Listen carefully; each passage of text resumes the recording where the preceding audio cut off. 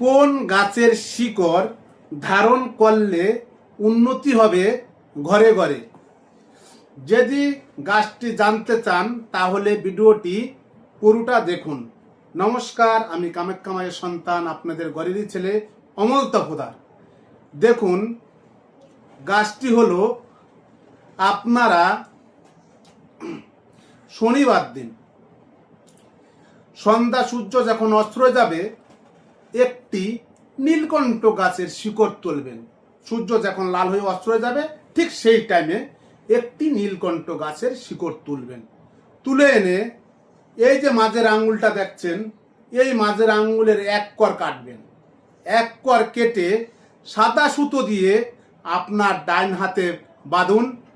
এই প্রতিক্রিয়াটি করুন, প্রত্যেকটা মানুষের উন্নতি ঘরে ঘরেই হবে। এই কাজটি যদি সঠিকভাবে করতে পারেন প্রতিক্রিয়া অবশ্যই হবে। নমস্কার।